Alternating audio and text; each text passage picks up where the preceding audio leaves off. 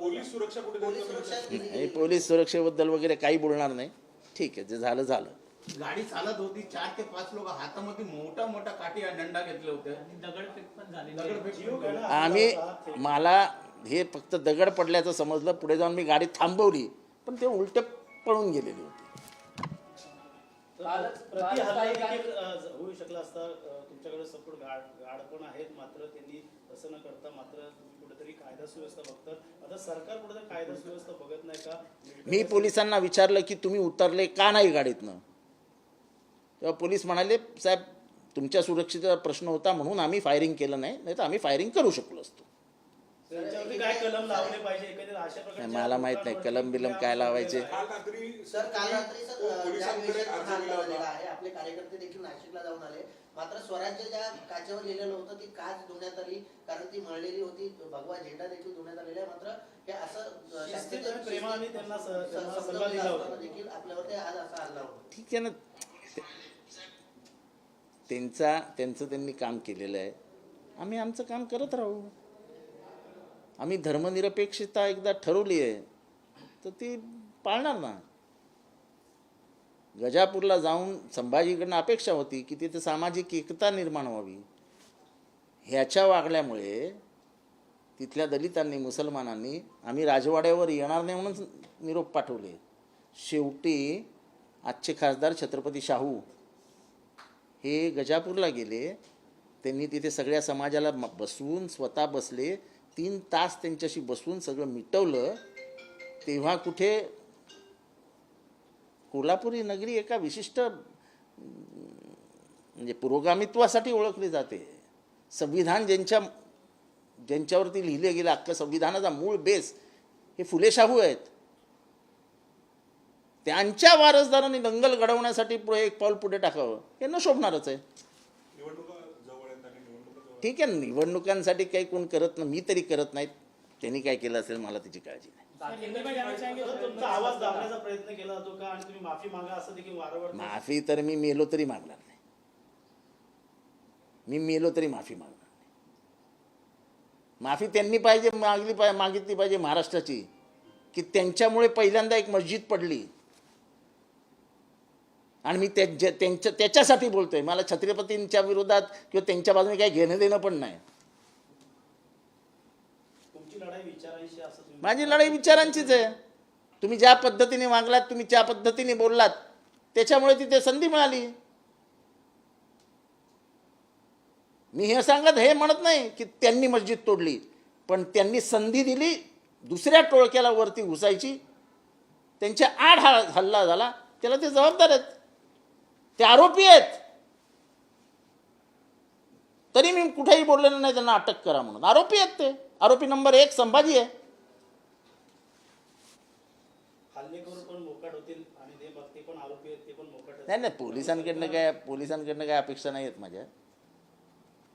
कालच राष्ट्रवादीच्या कार्यकर्त्यांनी पोलिसांना धाव घेतलेली, त्यांना पत्र देखील दिलेलं आणि त्यांना अटक होत्या कारवाई करण्याची मागणी केली होती. ती जर कारवाई झाली तर हाल झालं नसतं. ठीक आहे, आता झाला ना. आता झाल्यानंतर त्याच्यावरती चर्चा कशाला? झाला. पोलीस सुरक्षा वाढली पाहिजे असं वाटतं? चे अजिबात नाही. त्यांच्याबरोबर तक्रार देणार मी अजिबात माझी कोणाविरुद्धही तक्रार नाही. मी तक्रार करणार नाही. मी काहीही करणार नाही. संघटनेचं म्हणणं आहे जितेंद्र आव्हाड हे पळकुटे असं त्यांनी म्हटलं, मात्र तुम्ही ठाम होते अजूनही तुमच्या म्हणण्यावर. मी ते असं काहीतरी असं ते गांडू मुसलमानांना मुंबऱ्याचा पाकिस्तान करणार वगैरे हे असलं बोलून काय होत नाही. हो,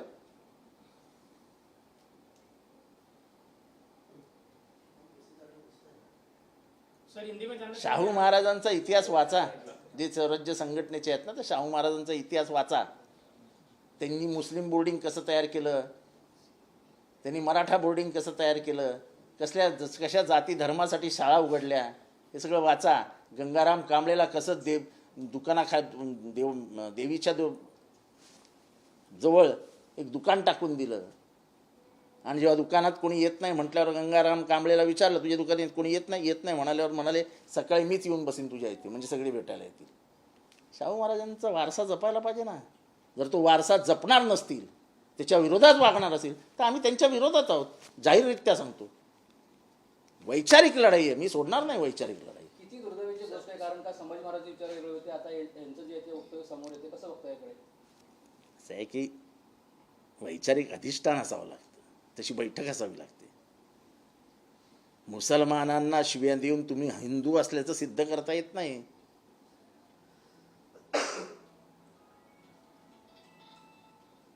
सर ज्या प्रकारे राष्ट्रवादीमध्ये उभी फूट अरे जाऊ. त्यानंतर तुम्ही एकमेव जे आहेत ते सत्ताधाऱ्यांवरती बोलताना पाहायला मिळते. जाणीवपूर्वक तुमच्यावरती अशा प्रकारचे हल्ले घडवून आणतात का, किंवा याच्या तुमचा मागे आवाज- राजकीय हेतू काही आहे का असं वाटतंय?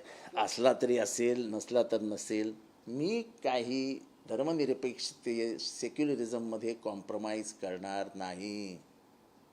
जी माझी विचारधारा आहे फुले शाहू आंबेडकर, याच्यामध्ये कुठेही तडजोड होणार नाही. शिव शाहू फुले आंबेडकर ही नावं घेऊन आम्ही दररोज जगतो, मरतो, किंवा मरतानाही हीच नावं असतील, काही फरक पडत नाही. सर हिंदी में जानना चाहेंगे जिस तरीके से आपके गाड़ी के ऊपर जो है हमला किया गया. त्यांचं नाव होतं. ह्या प्रकरणामध्ये सुद्धा तेच वारंवार असे दंगली घडवले जातात. त्यात देखील आपण सांगितलं होतं की येत्या काळात अजून दंगली होण्याच्या शक्यता. कसं बघताय की हे तर आहेच त्यांचा प्लॅन. आता प्लॅन आहेच त्यांचा दंगली महाराष्ट्रात बांधून. वातावरण निर्माण केलं जातं का हा. दंगलीच्या संदर्भात जाती-जातींमध्ये विरोधकांची कुठे ठोस आहे का या सगळ्या? तर त्यांचं बळ वाढलं जातंय, एकंदरीत पाहायला गेलं तर वारंवार हल्ले करून विशाळ महाराष्ट्राचं वातावरण कुठेतरी दूषित केलं जातंय. महाराष्ट्राचं वातावरण दूषित व्हावं, जातीजातीमध्ये तेढ निर्माण व्हावा, धर्माधर्मामध्ये तेढ निर्माण व्हावा, म्हणजे आपल्याला मतं मिळतील. लोकसभेच्या पराभवानंतर असं आहे की मुसलमानांनी मतं नाही दिली. सर्वात मोठा फटका इथला पुरोगामी मराठी माणूस आहे, त्यांनी दिला तुम्हाला फटका. अभ्यास केला, 31 जागा तुम्ही हरलात, त्याच्यातल्या 4 जागा फक्त मुसलमानांचं नाव घेऊ शकता तुम्ही. कारण की 27 जागांवर काय झालं, कोणी हरवलं तुम्हाला? आणि असं नाही की 3 आणि 4 हजारांनी हरले. तुमचे सुधीर मुनगंटीवार 2.25 लाखाने हरले हो.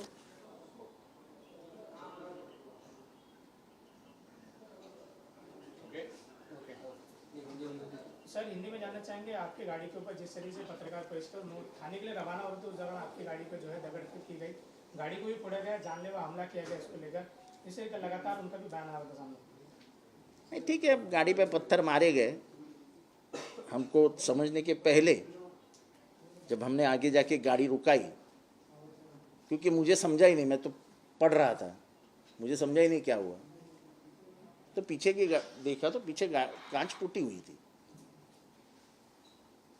तो मैंने ड्राइवर को पूछा तो ड्राइवर ने बोला कि शायद एक पत्थर मारा है किसी ने. और फिर वो बयान उन्होंने दिया है कि मुसलमानों के लिए करता है और जो कुछ बोला है.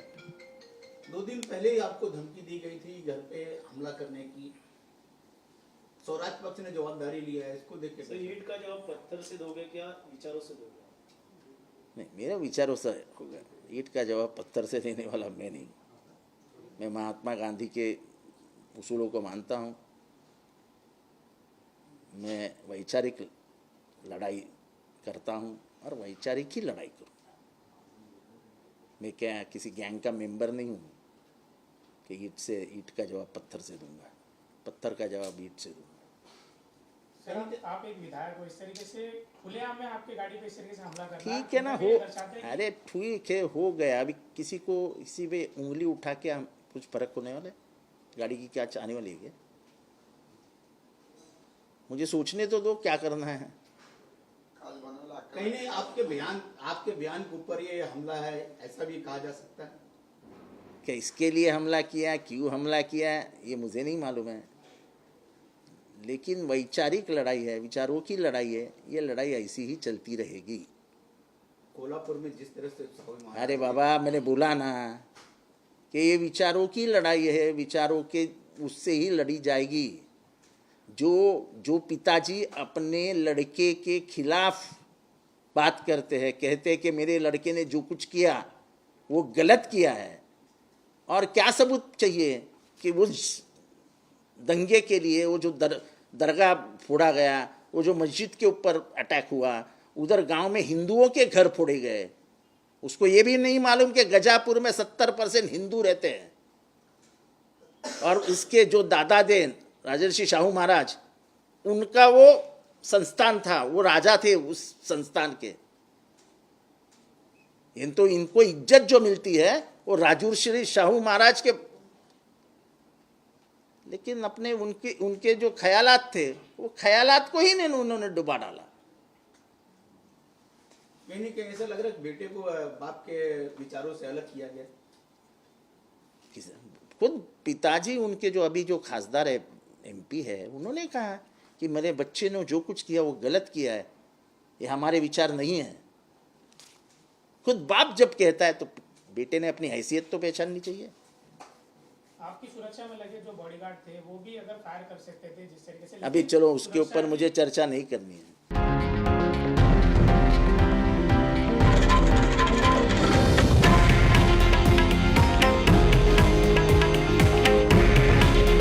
हे आहे देशातील नंबर 1 न्यूज नेटवर्क आणि आपण पाहत आहात TV9 मराठी। काळजी तुमची, हित महाराष्ट्राचं।